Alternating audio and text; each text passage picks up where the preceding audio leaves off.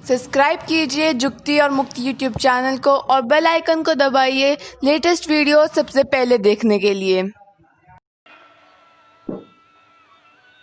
क्योंकि पवन बंधान काया गढ़ काची, नीर सिले जो पारी।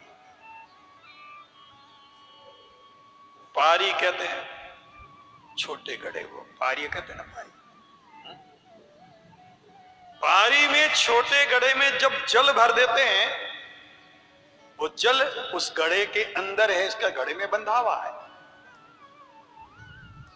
वो जल घड़े के अंदर है तब तक सुरक्षित है, और घड़ा फूट जाए तो पारी बिन से नीर ढुले लो।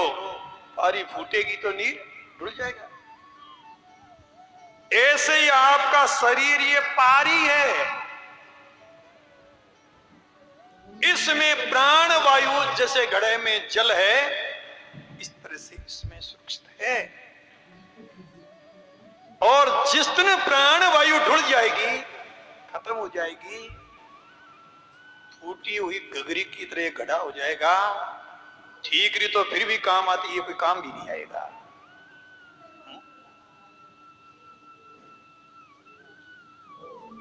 कुड़काची लगवाड़ गुणों से, ये तन कच्चा है और लगवाड़ बहुत ज्यादा है। मुझे एक बात बताइए, एक आदमी को एक तरफ से कोई खींचे और एक आदमी को एक इधर खींच रहा है, एक इधर खींच रहा है, एक इधर खींच रहा है, एक इधर खींच रहा है, उसकी क्या हालत होगी?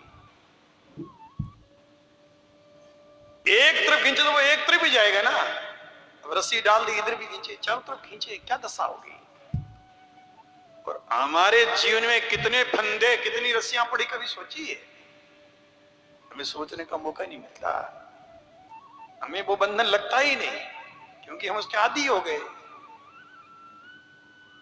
हमारे शरीर में इतनी गांठें लगी हुई, जीवन में कितने जगहों से हम जकड़े हुए हैं।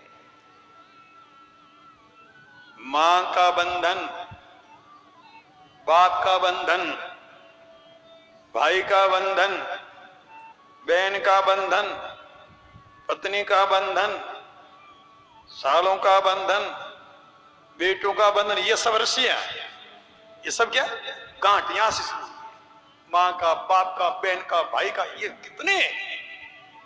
अब हर तरफ से खींचा जा रहा, मां अपनी तरफ खींच रहा, बाप अपनी तरफ खींच रहा, पत्नी अपनी तरफ खींच रही, भाई अपनी तरफ खींच रहा, बेटे अपनी तरफ खींच रहे हैं, बेटे अपनी तरफ खींच रहे हैं, बहुएं बेटों की बहुएं, पोते पड़पोते, लड़पोते खड़पोते।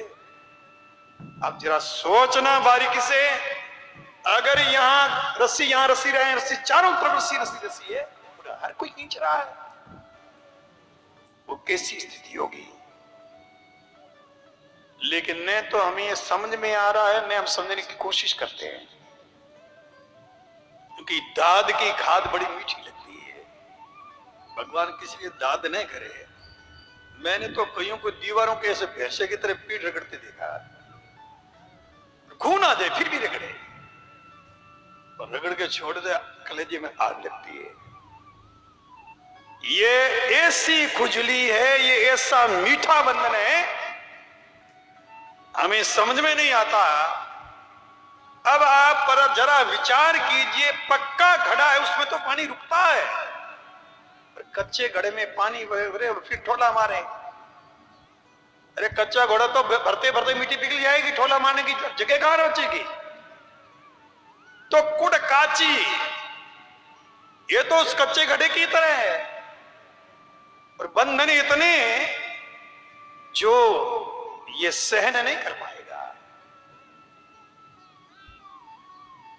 जैसे पारी बिनने पर ढुल जाता है, इसी तरह से कच्ची काया के ठबकता लगते ये फूट जाएगी, तो प्राण वायु है निकल जाएगी। इस शरीर का कोई भरोसा नहीं है। इसलिए भगवान जाम्बू जी, ओ पिंड कामनकारी, काची काया दृढ़ कर सींचो, जो माली सींचे पाड़ी। ये शरीर अगर समय रहते संभले नहीं, कोई काम नहीं आएगा। अगर इसका सदुपयोग करना आपने सीख लिया तो सज्जनों, इस शरीर को पहले तो सुरक्षित रखने की चेष्टा करना, क्योंकि यह साधन है। साधन धाम मोक्ष कर द्वारा अगर संभाल के रखोगे तो मोक्ष की मंजिल तक पहुंचाने की इसमें